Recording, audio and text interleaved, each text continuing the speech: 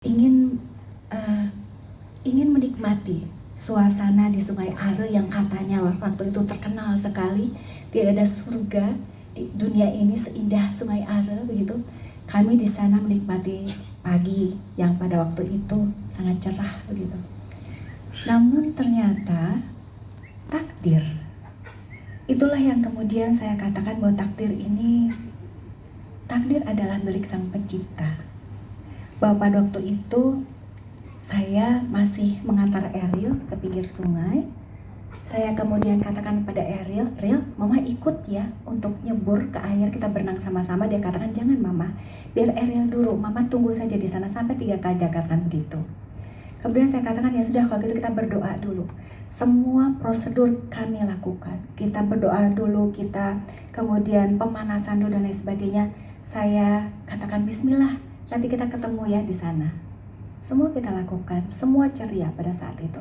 Tapi kemudian pada saat saya sudah berjalan sekitar 100-200 meter, teman saya lari menghampiri kami waktu itu dan mengatakan, Teh, Ariel hilang. Saya lari waktu itu. Dan ketika saya bertemu Zara di pinggir yang sedang menangis bersama dengan temannya, rasanya saya ingin terjun ke dalam air pada saat itu sebagai seorang ibu. Saya ingin mencarinya. Tapi pada waktu itu saya berusaha untuk eling istilahnya. Saya harus berpikir apakah saya lebih baik menceburkan diri, mencari anak saya, tapi apakah tidak akan konyol, nanti akan ada 2 orang yang hilang begitu. Lalu saya berusaha untuk tenang dan saya menenangkan anak saya, anak perempuan saya pada waktu itu. Dan saya berusaha untuk berserah diri kepada Yang Maha Kuasa. Itu yang bisa dilakukan pada waktu itu. Dan saya berusaha untuk mencari alasan. Tapi pada saat saya mencari anak saya dan pada waktu itu tidak bertemu dengan Ariel, saya masih melihat orang lain tertawa, bercanda, mengikuti aliran sungai, ada yang berenang, ada nenek-nenek berenang di depan saya. Saya bingung, ada apa ini? Tidak ada alasan ternyata. Dan itulah hakikat dari kematian. Kematian itu adalah milik Sang Pencipta. Bukan kita yang menentukan di mana, kapan, dengan cara apa, hanya Allah yang tahu. Nah, oleh karenanya perjalanan panjang sampai dengan hari ini membuat saya meyakini bahwa sesungguhnya bagi yang meninggalkan kita, insya Allah adalah kebaikan bagi mereka. Tetapi justru yang sulit adalah bagi kita yang ditinggalkan. Sesungguhnya semua orang akan menghadapi kematian itu. Kita ini semua hanya menunggu antrian. Ada yang lebih dahulu dipanggil untuk berpulang, ada yang kita menunggu antrian. Yang berat itu kita, mereka-mereka yang ditinggalkan. Dan masa-masa itu sangat sulit bagi saya tentu saja. Saya juga tidak bisa membayangkan bagaimana Mbak Enji berhadapan dengan situasi yang ada. Kehilangan seorang suami yang dicintai, anak masih kecil, kemudian ada masalah-masalah yang begitu berat. Saya rasa hanya perempuan terpilih yang bisa Allah berikan beban sebesar itu. Masya Allah, tepuk tangan Mbak Enji. Dan Mbak Enji hari ini hadir bersama kita, terus memberikan cinta dan juga pengalaman hidupnya membuat kita semakin berusaha untuk menjadi orang lebih baik. Tidak saja di mata manusia, tapi di mata Allah yang paling utama. Karena dalam perjalanannya, hikmah hidup yang saya dapatkan dari perjalanan seorang anak bernama Ariel, Emeril Khan Mumtaz, adalah bagaimana hidup itu harus penuh makna.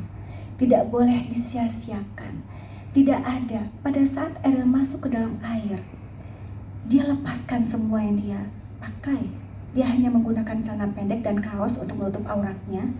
Dia lepaskan jam tangan yang dia sukai, kacamata untuk dia melihat. Dia lepaskan sepatu barunya, semua dia lepaskan. Saat saya pulang ke rumah, saya lihat dokumen di rumah.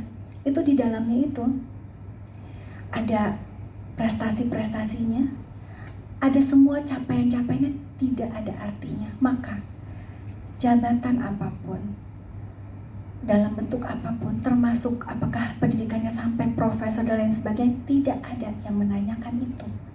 Tapi bagaimana sampai saat ini makamnya tidak pernah berhenti orang datang setiap harinya. di satu minggu itu bisa ribuan orang yang datang, itu adalah karena kebaikan yang mengalir selama dia hidup, yang saya tidak tahu itu di luar jangkauan saya.